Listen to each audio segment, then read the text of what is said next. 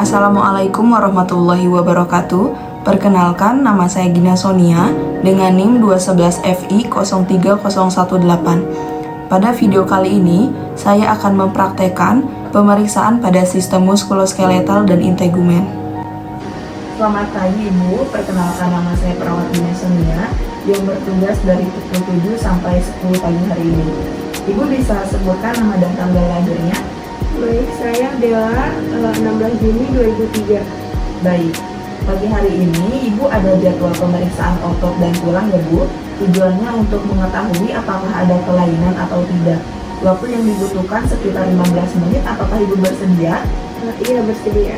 Baik, kita mulai saja ya Bu.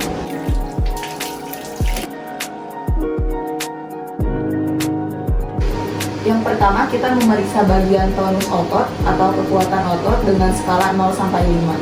Baik Ibu, tolong angkat tangannya. Jika pasien mampu melawan tekanan penuh dan mampu melawan gravitasi, maka nilainya 5. Saya angkat ya Bu tangannya. Pasien lemah untuk mengangkat tangan, maka nilainya 3. Ibu bisa angkat tangannya? Oh, 3. Ibu bisa gerakan tangannya Bu ke kiri dan ke kanan. Jika pasien tidak mampu mengangkat tangannya namun bisa menggerakkan tangannya, maka nilainya 1. Ibu bisa angkat tangannya Bu? 3. Ibu bisa gerakan tangannya? Tidak juga. Jadi jika pasien tidak dapat mengangkat tangan dan tidak bisa menggerakkan tangannya sama sekali, maka nilainya 0. Jika skalanya 0, 1, dan 2, maka dianjurkan untuk atrofi otot. Untuk memeriksa atrofi otot, maka kita angkat tangan kita, kemudian rasakan, kemudian Ibu coba angkat tangannya seperti ini. Jika rasanya sama seperti memegang otot kita, berarti pasien tidak mengalami atrofi otot, tetapi jika beda, berarti pasien mengalami atrofi otot. Selanjutnya kita melakukan infeksi dan palpasi pada bagian leher dan kepala pasien. Infeksi pada bagian kepala, apakah ada kelainan atau tidak? Kemudian kita pegang kepalanya, ini tidak ada benjolan ya, dan rambutnya juga bersih. Lalu infeksi pada bagian bahu pasien, jika pasien gejalanya tinggi sebelah, berarti pasien mengalami atrofi otot. Tapi ini tidak ya, berarti ini normal. Kemudian kita pada bagian tangan, kita raba, apakah ada benjolan atau tidak. Jika tidak, berarti ini normal ya.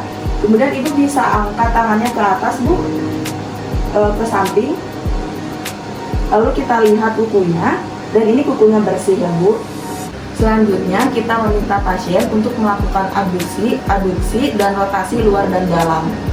Ibu coba lihat ke bawah, kepalanya ke bawahin, kemudian lihat ke depan. Ibu bisa putar kepalanya, bisa miring kiri sama kanan Bu. Ini berarti normal ya Bu. Selanjutnya kita melakukan palpasi pada siku pasien. Kita palpasi di bagian siku apakah ada benjolan atau tidak. Jika tidak berarti normal. Ibu bisa angkat Bu tangannya. Oke, ini normal ya Bu. Selanjutnya memeriksa lengan bagian bawah. Kita palpasi bagian lengan bawah pasien apakah ada benjolan atau tidak. Ibu bisa gerakin tangannya memutar Bu, kemudian ke samping. Berarti ini normal ya Bu. Selanjutnya kita palpasi bagian punggung pasien. Jika punggung pasien bungkuk ke depan, itu namanya kifosis.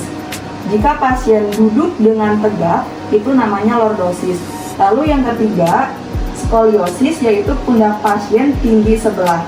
Kemudian yang terakhir sama seperti pada bagian kifosis, bungkuk ke depan, tetapi bagian punggung atas itu seperti ada benjolan. Tapi ini normal ya Bu. Kemudian kita palpasi punggung pasien dari atas sampai bawah, apakah ada benjolan ataupun nyeri. Ibu ada nyeri Bu? Tidak. Berarti ini normal ya. Selanjutnya kita ukur kaki kanan dan kiri pasien, apakah ada kesenjangan atau tidak.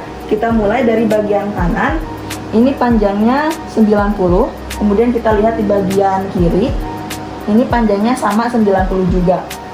Kemudian dari pusar sampai pergelangan kaki sebelah kanan ini 99. Kemudian di bagian kiri dari pusar sampai mata kaki Ini sama juga 99.